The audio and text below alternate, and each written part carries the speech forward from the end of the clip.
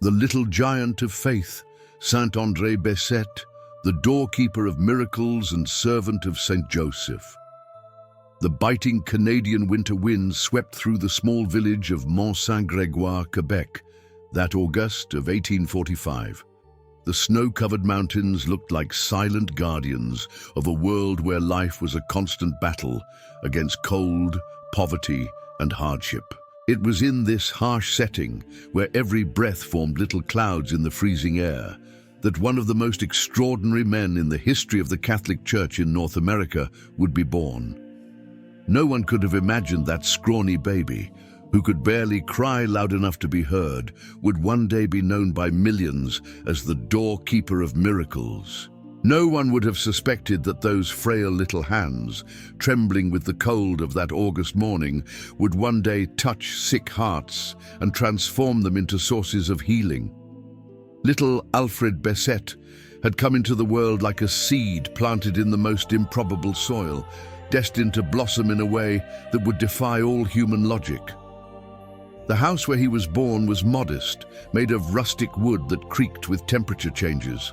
The smell of burning firewood mingled with the aroma of homemade bread that his mother Clotilde prepared in the early hours of dawn.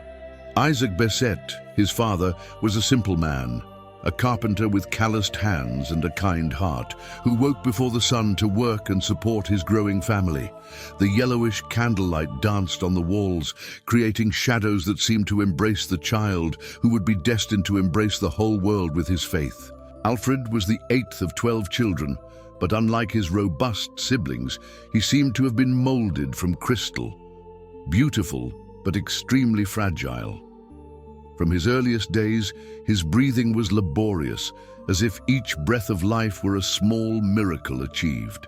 His mother spent entire nights by his side, whispering prayers and warming his tiny body with the warmth of her maternal love.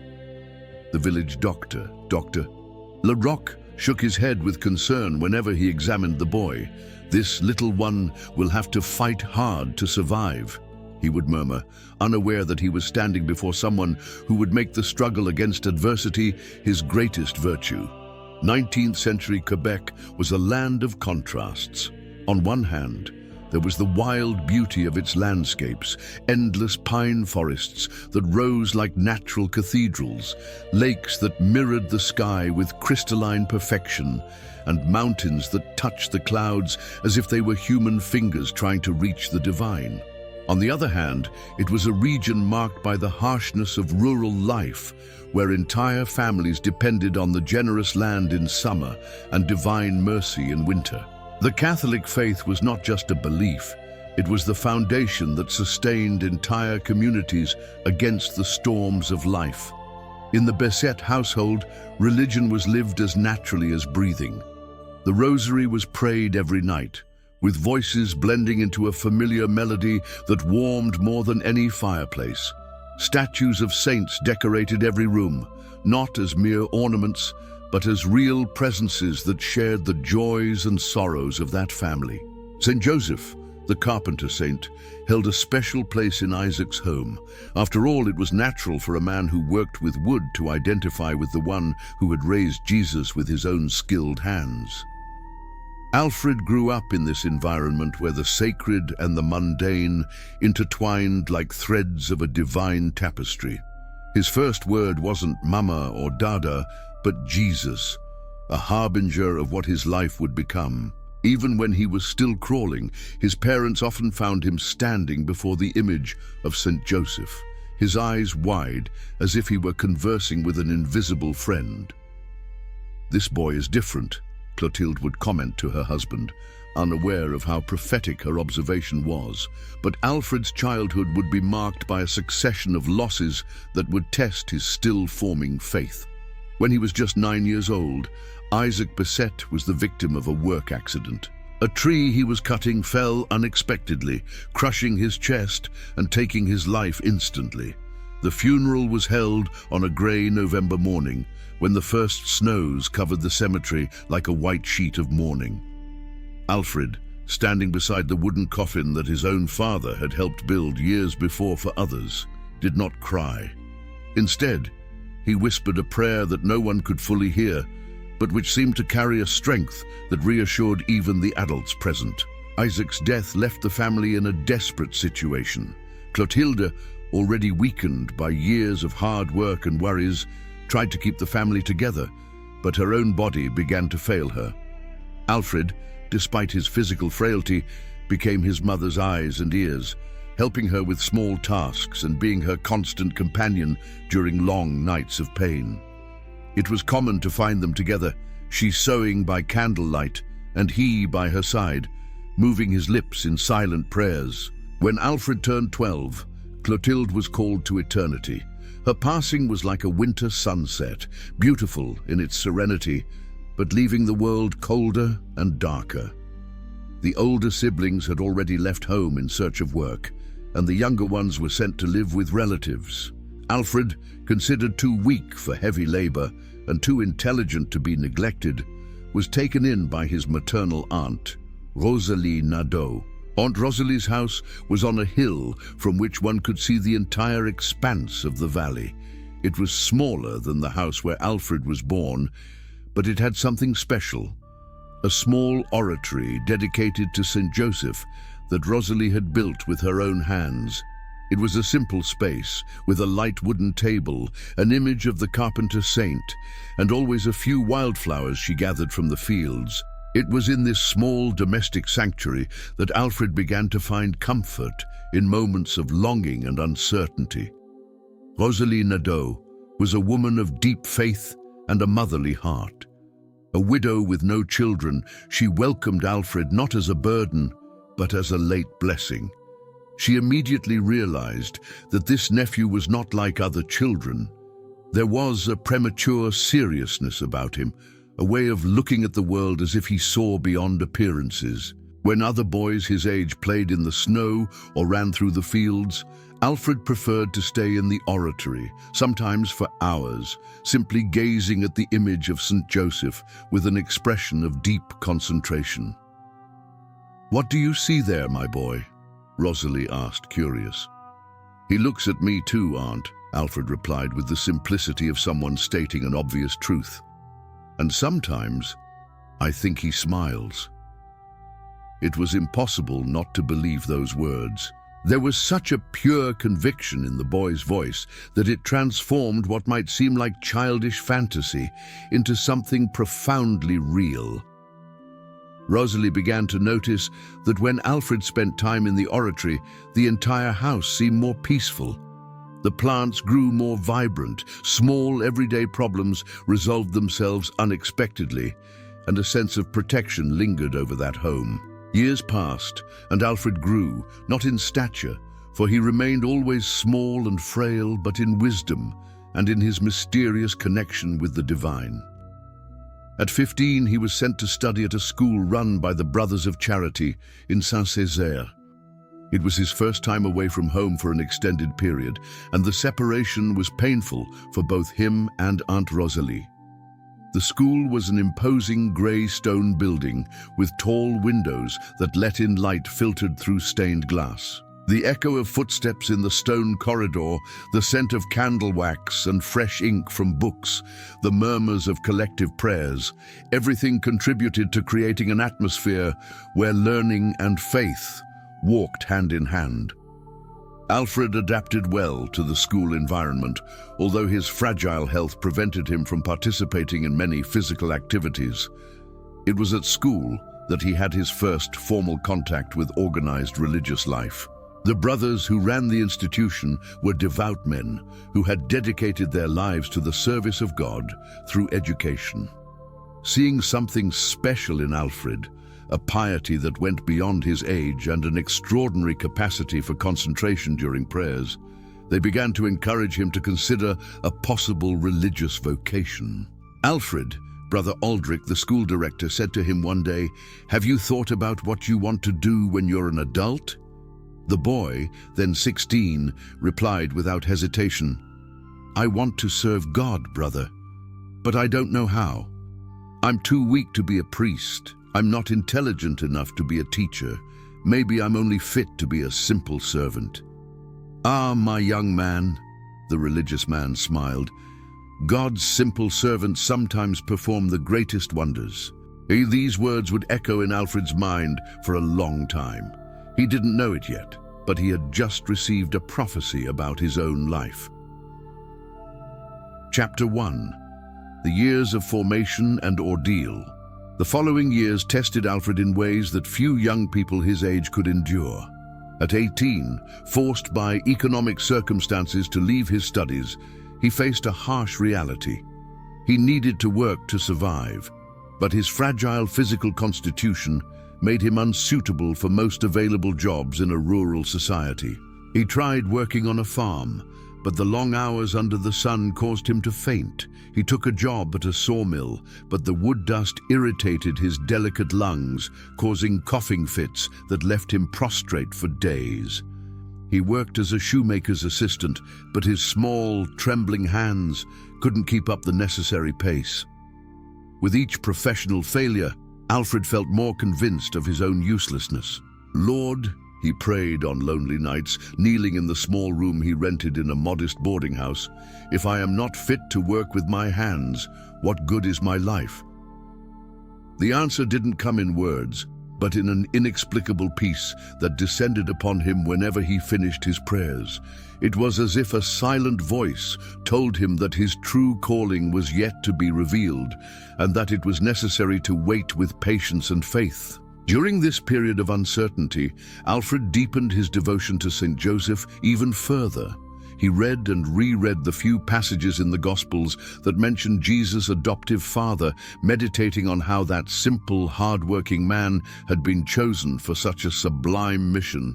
He began to converse with Saint Joseph as if he were a present father, telling him his difficulties, his fears, his hopes. It was during one of these spiritual conversations that Alfred received what he considered a clear answer. He should seek out the Congregation of Holy Cross in Saint-Laurent, near Montreal. He didn't know exactly why, but he felt an irresistible attraction towards that religious community which had been founded in France and established roots in Canada. The journey to Saint-Laurent was an adventure in itself. Alfred, 25 years old and looking much younger, carried only a small, worn leather suitcase containing his few possessions. Some clothes, a rosary that had belonged to his mother, a small image of St. Joseph, and a letter of recommendation from his hometown parish priest.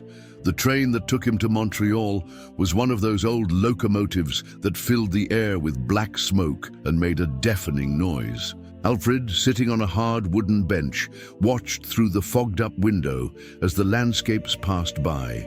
Snow-covered fields, small villages with smoking chimneys, forests that seemed endless. With each kilometer he moved away from home, he felt he was being led towards his destiny, although he didn't yet know what that destiny was. He arrived in Montreal on a grey March afternoon in 1870. The city was very different from the small rural communities he knew. There was constant movement in the streets, carriages vying for space with pedestrians, the sound of hammers and saws coming from constructions everywhere. The air smelled of burnt coal, food being prepared in restaurants, and something indefinable that was simply the aroma of a growing city.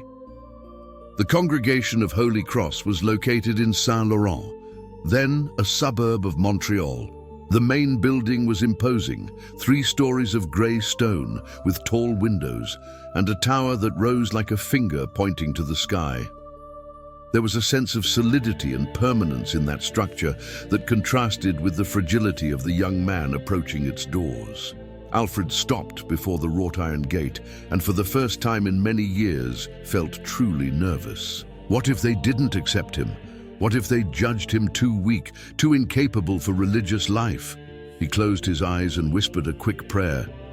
"Saint Joseph, if this is truly where I am meant to be, open these doors for me." When he rang the bell, the sound echoed through the inner courtyard like an announcement. Footsteps approached, and the door opened, revealing a middle-aged brother, dressed in the black habit of the congregation. He had a kind face and curious eyes, like someone accustomed to receiving visitors of all kinds. Can I help you, young man? I would like to speak with the superior about the possibility of joining the congregation as a lay brother, Alfred stammered, feeling his cheeks flush. The porter brother examined him from head to toe. He saw a thin, short young man, dressed in simple but clean clothes, carrying an old suitcase, and with an expression of sincerity so transparent that it was impossible not to sympathize with him. "Come in, my son. I will call the Brother Superior." The meeting with Brother Superior André Provençal was decisive. He was a tall man with graying beard and a piercing gaze, accustomed to evaluating religious vocations. Sitting behind a dark wooden desk in an office decorated with crucifixes and images of saints, he asked Alfred all the usual questions: age, origin, professional experience, motivation for religious life. Alfred's answers were simple and honest. Yes, his health was fragile.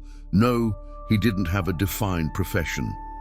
Yes, he felt called to serve God, though he didn't know exactly how. His main qualification seemed to be an unshakable faith and a special devotion to St. Joseph that bordered on the extraordinary. "Do you understand," said the superior, "that religious life requires discipline, hard work, total obedience? It's not an easy life, especially for someone with your physical constitution." "I understand, Brother Superior, but I believe God wouldn't send me here if he didn't want me to stay. And Saint Joseph brought me here." There was something in the way Alfred spoke of Saint Joseph that impressed the superior. It wasn't the common devotion of a practicing Catholic, but something deeper, more personal. It was as if the young man had a real, living relationship with the saintly carpenter. "Very well," he finally decided. "We'll do a trial period. You can stay as a postulant for 6 months. We'll see how you adapt to our routine and how our community adapts to you." Alfred felt his heart pound with joy. Not only had he been accepted, provisionally but accepted, but he felt he had just taken the most important step of his life. That night, kneeling in the small cell assigned to him, he thanked Saint Joseph with tears in his eyes. He didn't yet know he was beginning a journey that would lead him to sainthood and transform the lives of millions of people.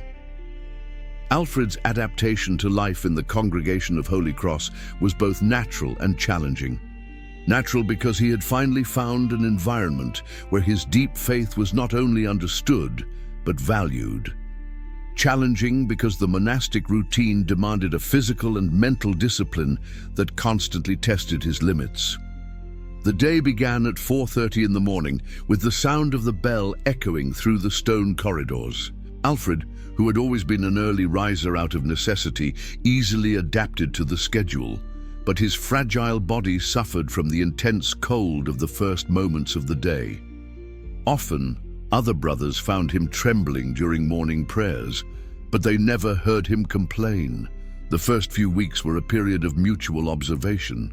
The other religious observed the small, fragile novice, wondering if he would have the stamina for community life. Alfred observed his companions, learning their routines, their prayer habits, their ways of serving. There was a beauty in the simplicity of that life. Work, prayer, study, all organized into schedules that transformed each day into a symphony of praise. His first assignment was to assist in the seminary library. It was a job that seemed suitable for his physical constitution, cataloging books, cleaning shelves, helping seminarians find the texts they needed for their studies. The smell of old books, the golden light streaming through the high windows, the rustle of turning pages, everything contributed to creating an atmosphere of peace that Alfred found almost heavenly. But it was during this period that the first signs of something extraordinary in his spiritual life began to manifest. Colleagues reported that when Alfred was organizing the books on mystical theology, he seemed to enter a state of deep concentration, as if he were absorbing not only intellectual knowledge, but something more subtle and transformative. His lips constantly moved in silent prayer, and an expression of profound peace spread across his face. "That young man isn't just reading about the saints," the brother librarian once commented to the superior. "He's learning to be like them." After 6 months as a postulant, Alfred was formally accepted as a novice. The ceremony was simple but moving. Putting on the black habit of the congregation for the first time was like receiving spiritual armor for him.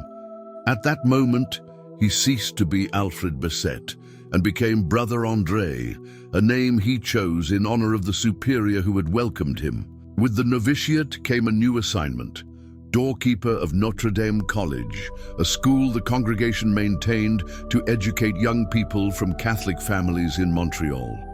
At first glance, it might seem like a minor, almost insignificant task. But for Brother André, becoming a doorkeeper was finding his true calling. The college doorkeeper's office was a small but strategic space. It was located right at the main entrance, a modest room with a wooden desk, a few simple chairs, an image of St. Joseph on the wall, and a window that looked out onto the street. From there, Brother André could see all the coming and going. Students arriving in the morning, teachers, visitors, suppliers, parents worried about their children's performance. His official duty was simple: control access to the college, receive visitors, relay messages, handle correspondence, maintain order at the entrance. But Brother André transformed that small doorkeeper's office into a meeting point between heaven and earth. His first act was to set up a small table next to his desk, where he placed a larger image of St. Joseph, some candles, and a small container with oil from the lamp that burned before the saint's altar in the college chapel. "Why do you do that, Brother André?" a fellow religious once asked him. "St. Joseph is the father of the house," he simply replied. "He must be present at the entrance to bless all who enter and leave." And that's how one of the most extraordinary spiritual adventures in Canadian history began. Brother André's first clients were the college's own students. Young people between 12 and 18 years old from bourgeois families in Montreal initially saw that small and silent brother as just another employee. But gradually they began to realize there was something different about him. When a student arrived sad, worried about a family problem, Brother André immediately noticed. He didn't ask indiscreet questions. He didn't offer unsolicited advice. He simply said, "I'll ask St. Joseph to take care of you." And in some mysterious way, the problems were resolved. Pierre Lacroix, who had been a student at the college at that time, would recall years later, "There was something about the way Brother André looked at you. It wasn't curiosity or judgment. It was as if he saw directly into your soul and found only good things there. When he said he was going to pray for you, you truly believed that your prayers were heard." Dre. But it was with the employees and humble people who frequented the college that Brother André established his first deeper bonds. The gardener who suffered from rheumatism, the cook who had heart problems, the man who delivered milk and limped from a leg injured in a work accident, all found in the doorman a compassionate ear and, more importantly, an effective intercessor. The first remarkable healing occurred in the winter of 1872. Madame Bouchard, wife of a local merchant, arrived at the college on a morning of intense snow. She had come to pick up her son, who had fallen ill at school, but she herself could barely walk due to severe inflammation in her leg joints. "My God," she said upon arriving at the porter's lodge, leaning heavily on a cane. "I don't know how I'm going to manage to take my son home in this state." Brother André looked at that middle-aged woman, clearly suffering, and felt his heart fill with compassion. Without a second thought, he picked up the small bottle of oil he kept next to the image of Saint Joseph. "Do you allow me to pray for your healing?" he asked, with the simplicity of someone offering a glass of water to a thirsty person. Madame Bouchard, a practicing Catholic but not particularly mystical, hesitated for a moment. There was something so sincere in the young religious's question that she felt she couldn't refuse. "Of course, brother. Every prayer is welcome." Brother André made the sign of the cross on the woman's forehead and then, with a few drops of oil, anointed her sore legs, murmuring a prayer to St. Joseph. There were no lights, no ecstasies, no dramatic display. Just a simple man asking a saint to take care of someone who was suffering. "Now," he said, "Saint Joseph will take care of you. Go get your son." Madame Bouchard took a few experimental steps and stopped, surprised. The pain that had accompanied her for months had completely disappeared. She walked to the room where her son was, returned to the porter's lodge, went up and down the stairs a few times, incredulous. "Brother André," she said with tears in her eyes, "I don't feel any pain anymore. How is this possible?" "It was Saint Joseph," he replied, returning to his activities as if nothing extraordinary had happened. "He is the one who heals. I merely ask." The news spread quickly through the neighborhood. Initially, people came out of curiosity more than for healing. But as other similar cases began to occur, the nature of the visits changed. People with chronic pain, health problems that doctors couldn't solve, physical and spiritual afflictions, all found their way to the small porter's lodge of Notre Dame College. What began as a few occasional visits from neighbors seeking prayers transformed over the following years into a true pilgrimage movement. The small porter's lodge of Notre Dame College began receiving dozens, then hundreds of people per week, all seeking the simple man who seemed to have a direct line of communication with Saint Joseph. Brother André never changed his approach. For every person who arrived, whether it was a laborer with calloused hands, a lady from Montreal's high society, a child with a fever, an elder given up on by doctors, his method was always the same: listen with full attention, anoint with the oil from St. Joseph's lamp, offer a simple and direct prayer, and send the person away with the words, "St. Joseph will take care of you." But not everyone looked favorably upon what was happening. The first to express concern were the members of the congregation themselves. A doorman's job was to maintain order and control access to the college, not to turn the entrance into some kind of spiritual counseling office. The constant movement of people began to interfere with the normal functioning of the school. "Brother André," the superior told him one spring morning in 1875, "your Christian charity is admirable, but you need to understand that your first obligation is to the college.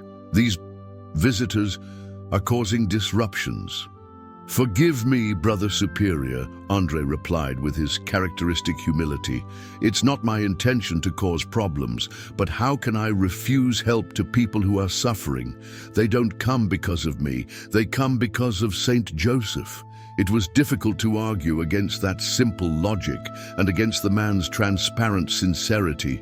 Even more difficult was to deny the results everyone could see. The healings were not just reported by the beneficiaries themselves, they were witnessed by dozens of people, including other religious members of the congregation. Brother Abundius Pichet, who worked as the college's nurse, began keeping an informal record of the most remarkable cases. His notes reveal a surprising pattern: people with paralysis who regained the ability to walk, blind people who recovered their sight, deaf people who regained their hearing, tumors that disappeared, fevers that instantly subsided. Not all cases. Many people left without apparent healing, but the frequency of extraordinary cases was too high to be ignored. One of the cases that most impressed the religious community was that of Brother Aldrich himself, the director who had welcomed Alfred years earlier. At 60 years old, he suffered from severe arthritis that made it impossible for him to perform his administrative duties. His hands were deformed by the disease, and he could barely hold a pen to sign documents. "André," he told him one afternoon, "you who have so much success healing others, couldn't you ask Saint Joseph to take care of these old hands of mine?" Brother André was visibly embarrassed. Healing a hierarchical superior seemed like presumption to him, but the humility with which the request was made touched his heart.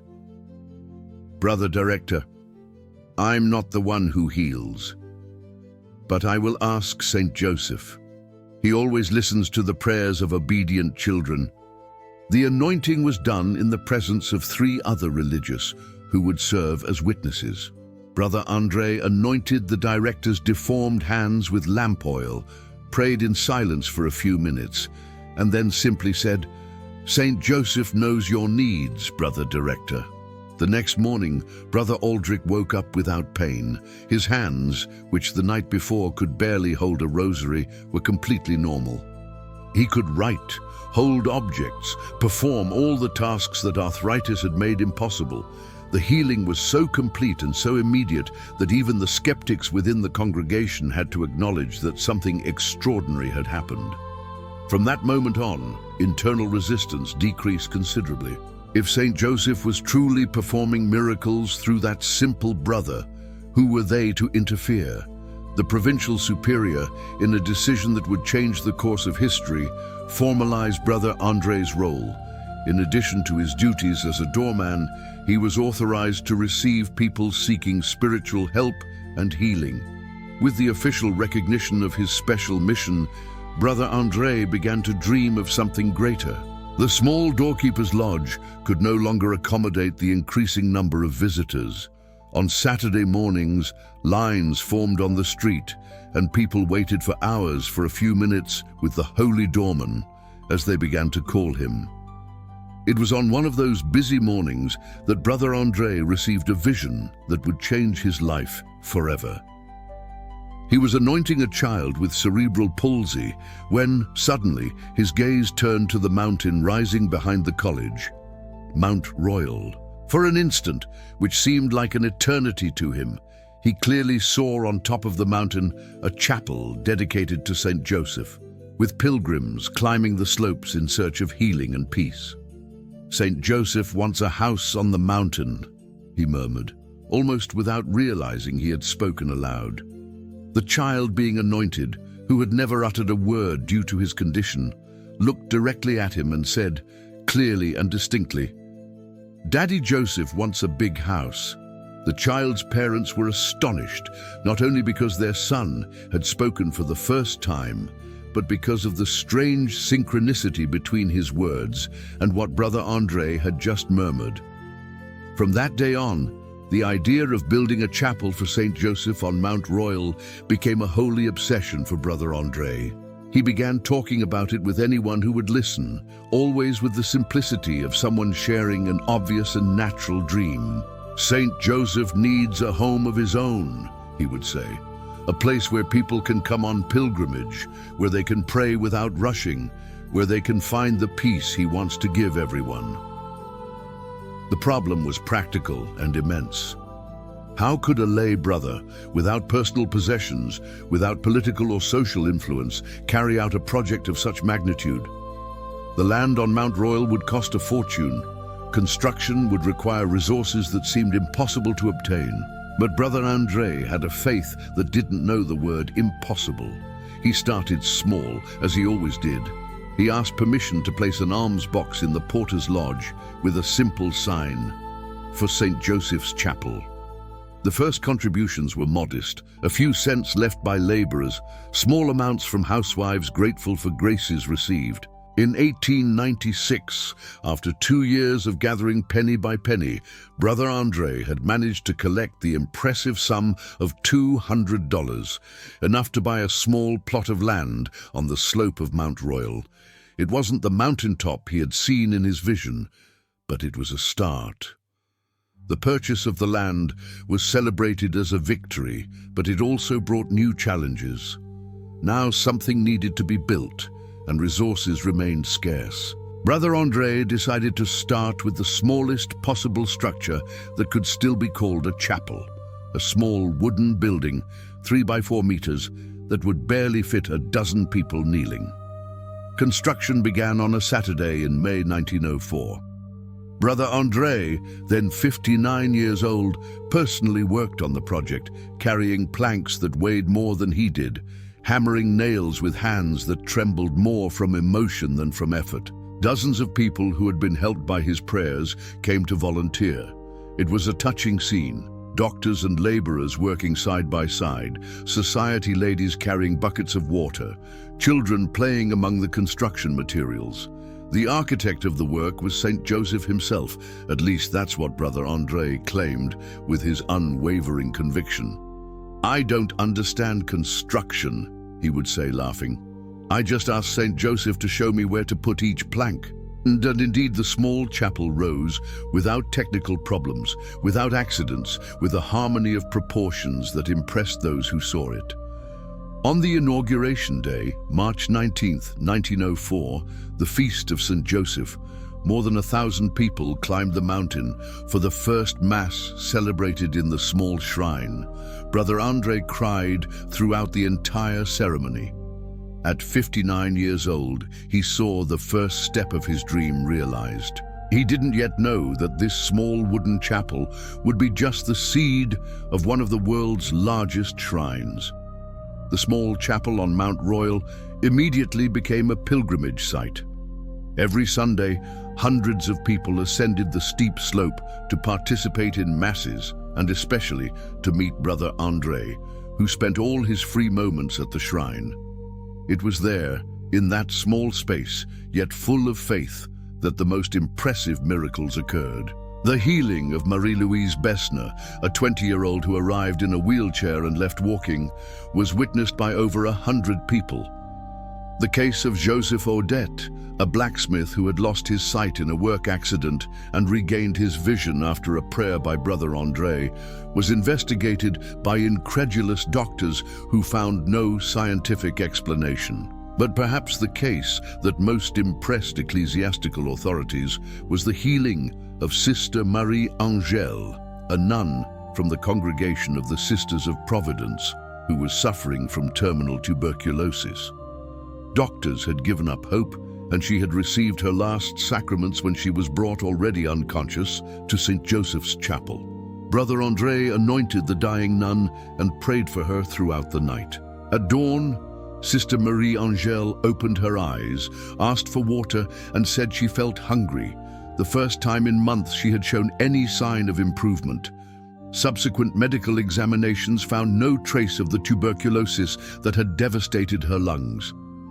"It was Saint Joseph," Brother André explained to anyone who asked. "I just ask, he's the one who decides." This absolute humility, this refusal to accept any personal credit for the miracles, only increased the veneration people felt for him. In an era when many charlatans exploited popular faith, Brother André's transparency and simplicity were like a breath of fresh air. In 1908, 4 years after the chapel's inauguration, it became clear that the original structure was too small to accommodate the increasing number of pilgrims.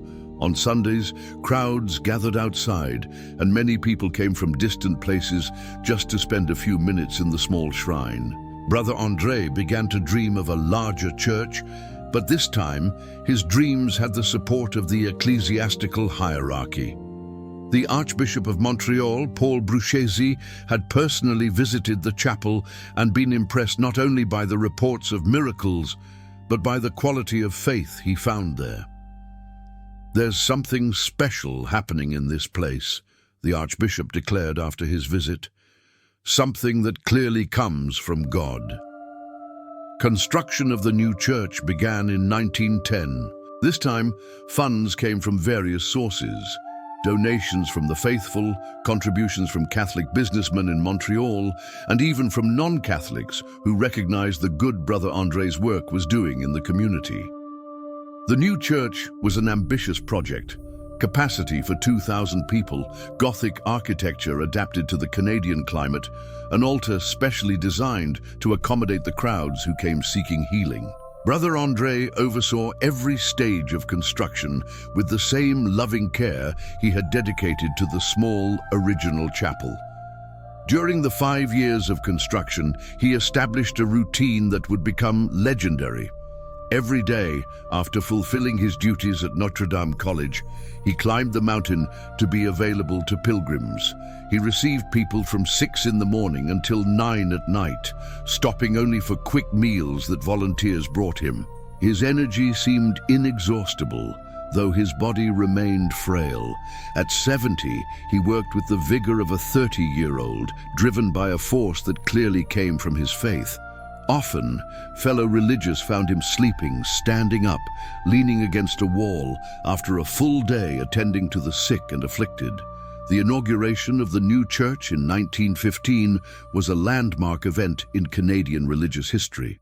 Over 10,000 people ascended Mount Royal for the ceremony, including government officials, representatives from other Christian denominations, and pilgrims from the United States and even Europe. Brother André, then 70 years old, was the last to enter the church. He walked slowly, leaning on a cane, but with eyes shining with joy. When the choir began singing the Te Deum, he couldn't hold back his tears. 45 years after arriving at that congregation as an uncertain and frail young man, he saw his dream realized in a grander way than he had ever imagined. But glory also brought new challenges. With fame came scrutiny.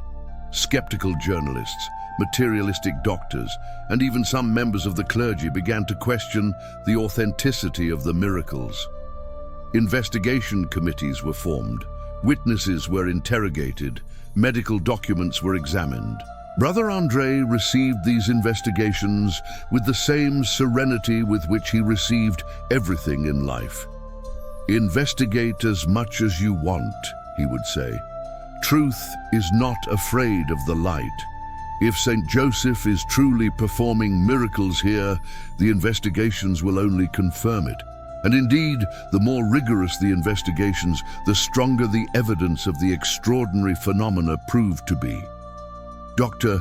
Lionel Lemmy, a skeptical doctor who was assigned to investigate the healing cases, concluded his investigation not only convinced of the miracle's authenticity, but also becoming a devotee of Saint Joseph himself and a regular visitor to the shrine. In 1920, at the age of 75, Brother André received news that Pope Benedict XV had given official approval to the shrine and elevated it to the status of Oratory, a special status that recognized its importance in the spiritual life of the church. It was an extraordinary honor for a man who had always considered himself the least of servants, but it was also around this time that the first signs of age taking its toll began to appear. Brother André began to experience episodes of exhaustion, moments when his body simply couldn't keep up with the pace his spirit demanded of it. The superiors of the congregation, concerned about his health, tried to limit his activities. "Brother André," the provincial told him in a private conversation, "you've already done more than any man could do. It's time to rest a bit." "How can I rest," he replied, "when so many people are suffering? Saint Joseph doesn't rest. How can I?" This dialogue perfectly summarizes the dilemma of his later years, a spirit that remained young and ardent in a body that was clearly nearing the end of its strength. At 80 years old, when most people had long since retired, Brother André began to nurture an even greater dream: the construction of a monumental basilica on top of Mount Royal, a church that could accommodate tens of thousands of pilgrims and be worthy of the devotion Saint Joseph had inspired. The project was gigantic. It would cost millions of dollars and take decades to complete. Many considered it an impossible dream for a man who was clearly in the last decades of his life. But Brother André had an unwavering conviction. Saint Joseph wants this basilica. He will provide the means. In 1924, the basilica's cornerstone was laid in a ceremony that gathered 50,000 people. Brother André, supported by 2 younger brothers, blessed the first stone with hands trembling not from nervousness, but from pure emotion. "Perhaps I won't live to see this basilica finished," he told those present, "but Saint Joseph will see it. And that's what matters." The construction of the basilica would become the last major project of his life. Even with his health failing, he would go up to the construction site every day, talk to the workers, bless the materials, and always find a word of encouragement for anyone discouraged by the immensity of the task. In 1930, at 85 years old, Brother André suffered the first of a series of heart attacks that would mark his final years. The doctors were clear. He needed to drastically reduce his activities or he wouldn't live much longer. But reducing activities meant abandoning the people who came to him seeking healing and solace. It was an impossible choice for a man who had dedicated his entire life to serving others. He opted for a middle ground. He would limit the number of hours he spent seeing people, but he wouldn't stop completely. Those were years of slow farewell. With each passing day, Brother André seemed physically frailer, but also spiritually more luminous. It was as his body wasted away, his soul became more visible, more tangible to those around him. His last healings were perhaps the most extraordinary. In December 1936, just a few weeks before his death, he healed a child with meningitis, whom doctors had given up on. The healing was so complete and so fast that even experienced nurses were astonished. On Christmas 1936, Brother André celebrated the feast at the Oratory for the last time. He was so weak that he had to be brought in a wheelchair, but his voice was still firm as he led the Christmas prayers. Thousands of people were present, many of them aware that they were probably seeing the Saint of Mount Royal for the last time. The first days of January 1937 were particularly harsh in Montreal. The biting cold of the Canadian winter seemed to have intensified, as if nature itself sensed that something important was about to happen. Brother André, now 91 years old, had spent New Year's on a bed in the congregation's hospital. His heart condition had deteriorated significantly, and doctors knew it was a matter of days, perhaps hours. But even on his deathbed, his main concern was not for himself, but for the people who kept arriving at the Oratory seeking help. "The sick," he constantly murmured. "Who will take care of the sick?" The brothers who accompanied him tried to reassure him. "Brother André, Saint Joseph will continue to take care of them, with or without you." "Yes," he whispered with a faint smile. "Saint Joseph never abandons anyone." On the morning of January 6, 1937, the feast of the Epiphany, Brother André gathered his last strength for a final prayer. His words were heard by the brothers who were by his side. "Saint Joseph, thank you for everything you allowed me to do. Thank you for every person I could help, for every tear I could wipe away, for every pain you relieved through my unworthy hands. Now I commend my soul into your hands, as I have always commended everything in my life." At 3 o'clock in the afternoon, exactly as the oratory bells tolled for evening prayers, Brother André surrendered his soul to God. His death was as serene as his life had been, without drama, without fanfare, with the simplicity of someone merely passing from one room to another in the same house. News of his death spread quickly through Montreal and then throughout Canada and the United States. Radios interrupted their normal programming to announce the passing of the Saint of Mount Royal. Newspapers prepared special editions recounting the extraordinary story of that simple man who had touched the lives of millions. What happened in the days following Brother André's death exceeded all expectations. His body was laid out in the oratory's crypt, and for 6 consecutive days, an uninterrupted crowd passed before his casket to pay their last respects. More than 1 million people participated in this collective farewell, an astronomical figure for Canada at the time. They came from all American states, from all Canadian provinces, and even from Europe. Workers left their factories, farmers abandoned their fields, mothers carried young children on long journeys just to say goodbye to the man who had been for them a door between earth and heaven. The lines stretched for miles through the streets of Montreal. The municipal government needed to mobilize police and firefighters not to control disturbances.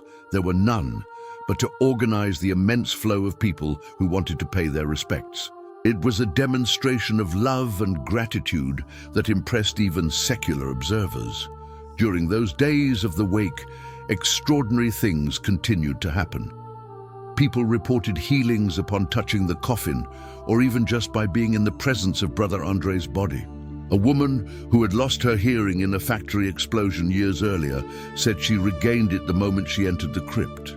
A man with terminal cancer stated that he felt his pains disappear when he touched the glass of the coffin. The funeral, held on January 12th, was one of the largest religious ceremonies in Canadian history. Cardinal Rodrigue Villeneuve, Archbishop of Quebec, presided over the Mass, which was broadcast by radio throughout the country. In his homily, he spoke words that perfectly summarized Brother André's life. Here lies a man who never sought to be great, but who became a giant through his humility. He never sought to be noticed, but illuminated the world with his faith. He never sought to be powerful, but moved mountains with his prayers. Brother André taught us that true greatness is not measured by the position we hold, but by the love we give. Brother André's death marked the end of an era, but also the beginning of another. His legacy was not limited to the physical healings he had performed or the buildings he had constructed. His true legacy was a silent revolution in how people understood holiness. In an era when many saints were seen as distant and unreachable figures, Brother André demonstrated that holiness was possible for any ordinary person. He had no formal higher education, held no positions of authority in the ecclesiastical hierarchy, and wrote no theology books. He was simply a man who had learned to love God through loving his fellow human beings. In the months that followed his death, hundreds of people began to report graces and healings obtained through his intercession. Letters arrived at the Oratory from all over the world, recounting miracles attributed to prayers addressed to Brother André. The Catholic Church, always cautious with such phenomena, began a formal investigation process. The construction of the basilica, his last great dream, continued even after his death. Workers reported often feeling a special presence at the construction site, as if Brother André himself were overseeing the progress. The basilica was finally completed in 1967, 30 years after his death, becoming one of the largest shrines in the world and receiving millions of pilgrims annually. In 1978, 41 years after his death, Pope Paul VI declared Brother André venerable, officially recognizing his heroic virtues. In 1982, Pope John Paul II beatified him, declaring him blessed. Finally, on October 17, 2010, Pope Benedict XVI canonized him, officially proclaiming him Saint André Bessette. The canonization ceremony, held in St. Peter's Square in Rome, was attended by 50,000 people, including a large Canadian delegation. The moment the Pope pronounced the official formula of canonization, bells rang simultaneously in all churches across Canada, as if the entire country was celebrating the official recognition of its national saint. Today, almost a century after his death, Saint André Bessette continues to be a source of inspiration and hope for millions of people around the world. His oratory on Mount Royal receives more than 2 million visitors annually, making it one of the most important pilgrimage sites in North America. But perhaps more important than visitor numbers is the type of devotion Saint André continues to inspire. It is not a devotion based on fear or spiritual bargaining, but a simple and filial trust in God's goodness manifested through the intercession of St. Joseph. People who visit his tomb do not come only in search of physical healings, although these continue to occur. They come seeking peace for their anxieties, strength for their trials, hope amidst difficulties. And they find these graces through the example of a man who transformed his own fragility into an extraordinary spiritual strength. The life of Saint André Bessette is living proof that there are no ordinary people when it comes to God's love. Born into a poor family, orphaned as a child, rejected for his physical frailty, he could have become just another statistic of poverty and abandonment. Instead, he became a saint because he discovered that his life had a divine purpose, however humble that purpose might seem. He teaches us that holiness does not depend on degrees or social standing, but on faithfulness in fulfilling God's will. That miracles are not spectacular events reserved for past eras, but manifestations of divine love that continues to act in the world through people who allow themselves to be used as instruments of grace. Saint André Bessette spent 91 years on this earth, and for over 60 of them, he worked as a simple doorman. But what an extraordinary doorman he was. He didn't just open and close wooden and iron doors.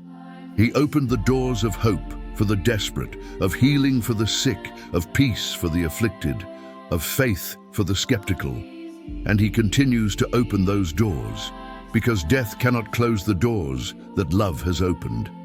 And Saint André Bessette, the little doorman of Montreal, continues to be what he always was, a door between earth and heaven, through which the love of God pours out upon all who have enough faith to pass through it. His life reminds us that each of us, no matter how insignificant we may seem in the eyes of the world, has the potential to become a saint. We just need to have the humility to accept that our greatness does not come from ourselves, but from the grace of God that works through us, and the courage to open our hearts so that this grace transforms not only our own lives, but the lives of all those whom God places in our path. Prayer. O Saint André Bessette, humble doorman of miracles and faithful servant of Saint Joseph, who dedicated your entire life to the service of the suffering and needy, intercede for us before the throne of the Most High. You, who in the simplicity of your heart were an instrument of divine wonders, teach us to always trust in God's providence and in the powerful intercession of Saint Joseph. Obtain for us, O Saint André, the grace to serve our neighbor with selfless love, to accept our limitations with humility, and to find in our fragility the strength that comes from above. Protect our families, grant health to the sick, comfort the afflicted, and strengthen our faith in times of trial. May your example of simple and holy life inspire us to always seek holiness in the faithful fulfillment of our daily duties. Saint Joseph and Saint André Bessette, pray for us. Amen. My prayer, O Lord our God, with elevated gratitude, we lift our hearts to give thanks for the gift of life and the privilege of carrying forth your love through the stories that inspire and transform us. We thank you, Father, for granting us the strength, wisdom, and courage to share the teachings of your gospel through this channel, which has been a beacon of hope and light amidst the adversities of the world. Lord, we recognize that every life is a precious gift, and we are grateful for every moment granted to us to witness and propagate your word. May every story told, every message of faith, and every divine teaching reach hearts thirsty for love, truth, and reconciliation. We thank you for the inspiration that guides us, for the blessings that multiply, and for the opportunity to contribute to the dissemination of Christianity, bringing the light of your love to those who seek direction and solace. May, through these narratives, we be able to touch lives, strengthen faith, and create a community united in the pursuit of peace and truth that only you can offer. May your grace continue to enlighten us, and may we be instruments of your mercy and compassion, reflecting the beauty of your love in every word and gesture. In the name of Jesus, our Savior, we thank you for allowing us to participate in this sacred mission. Amen. The extraordinary journey of Saint André Bessette teaches us that true greatness isn't in physical strength, but in the strength of faith. This small and frail man, who came into the world like an unlikely seed planted in the frozen soil of Canada, blossomed into one of North America's greatest expressions of holiness. His life is a powerful testament that God chooses the small to confound the great, the weak to demonstrate his strength. Alfred Bessette could have simply become another victim of circumstances, an orphan, sick, rejected by the world. But he chose to be an instrument of divine grace, transforming his humble porter's lodge into a door to heaven. For over 60 years, Saint André proved that miracles don't only belong to the distant past of the Gospels. They continue to happen through people who allow themselves to be used by God with complete humility. Every healing, every wiped tear, every comforted heart was a reflection of divine compassion manifested through human hands. Today, when the world so highly values power, fame, and material success, the figure of Saint André Bessette emerges as a beacon of hope. He reminds us that our true calling is love, that our greatest wealth is faith, and that our true strength comes from trusting in God. St. Joseph's Oratory, which began as an impossible dream of a humble doorman, continues to receive millions of pilgrims seeking peace, healing, and hope. It's concrete proof that when we cooperate with God's plans, even our most audacious dreams can become reality. Saint André Bessette remains alive among us, not only through the stone monuments he helped build, but primarily through the eternal example that holiness is within reach of anyone who accepts being small so that God can be great in their life. If this story touched your heart, don't forget to subscribe to the Sacred Stories channel. Share this video with those you love and give it a like to help us continue spreading these messages of faith and hope. We want to hear from you. What aspect of Saint André Bessette's life inspired you the most? Was it his humility, his perseverance in the face of difficulties, or his unwavering trust in Saint Joseph? Tell us in the comments, and be sure to watch the video specially chosen for you that appears above, another sacred story that will certainly build up your faith even more.